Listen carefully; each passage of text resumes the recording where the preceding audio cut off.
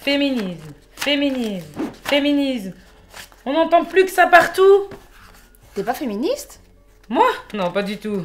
Franchement, moi, je suis à l'ancienne, hein, genre la femme qui est à la maison, qui fait le repas pour toute la famille, pour son mari, et elle s'occupe des enfants, tout ça, quoi. Franchement, les femmes, là, qui courent les seins à l'air dans la rue, c'est pas mon truc, hein. Bah écoute, ça se résume pas qu'à ça non plus. Ouais, mais y a quoi, alors? Attends, je t'explique. Avant toute chose, il nous faut une définition. C'est un bon début. Le féminisme, c'est un mouvement qui aspire à ce que les femmes puissent avoir les mêmes droits, les mêmes chances et les mêmes pouvoirs que les hommes. Là, je te parle de l'égalité politique, économique, culturelle, sociale et juridique. Le mot féminisme, il a pris son sens actuel à la fin du 19e siècle grâce à Alexandre Dumas. Mais en vrai, il existe depuis bien plus longtemps. Mais Laure, j'ai entendu dire qu'il y avait 3 vagues de féminisme. Tu m'expliques? La première vague, elle va des années 1850 à 1945 et son objectif, c'était que les hommes et les femmes soient égaux devant la loi. Le droit à l'éducation, le droit au travail, le droit à la maîtrise de ses propres biens et le droit de vote. Pour tout le monde.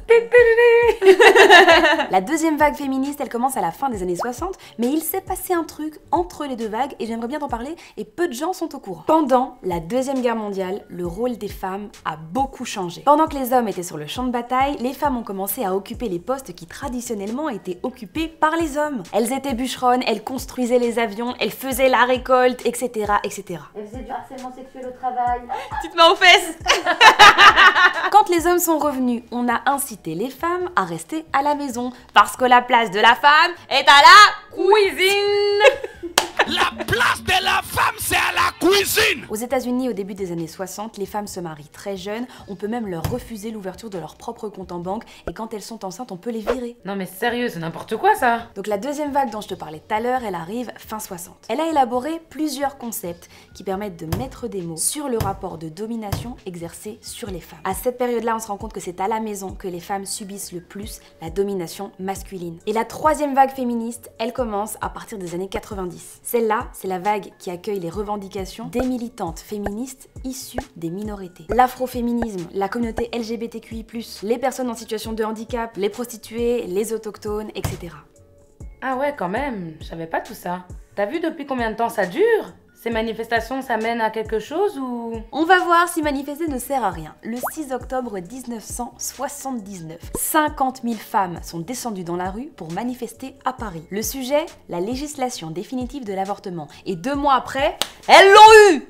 Ouais, mais je suis quand même pas la seule à avoir des a priori négatifs sur les féministes, hein. Elles ont quand même la réputation d'être assez violentes. Alors oui, évidemment, ça peut arriver que certaines aillent jusqu'à de la violence. Mais comme ça peut très bien arriver avec d'autres revendications militantes. D'ailleurs, il faut savoir que les premières femmes à avoir usé de violence sont les suffragettes britanniques. Elles ont coupé les fils de télégraphe, elles ont agressé des politiciens et elles ont provoqué des incendies. Bon, trêve de rigolade, je suis pas pour la violence, mais grâce aux suffragettes, on a quand même toutes aujourd'hui le droit de voter. Ouais, mais c'est vrai, ça a déjà bien évolué depuis. Regarde, il y a des femmes qui dirigent des pays, nous, on a le choix de prendre la pilule pour être mère ou pas. Et il y en a même qui ont de hautes fonctions aujourd'hui. C'est vrai qu'il y a des endroits où ça évolue et il y en a d'autres où ça n'avance pas beaucoup. Tu savais qu'au Soudan du Sud, seulement 1 fille sur 4 va à l'école primaire? Dans de nombreux pays, les jeunes filles sont mariées de force à 10 ans.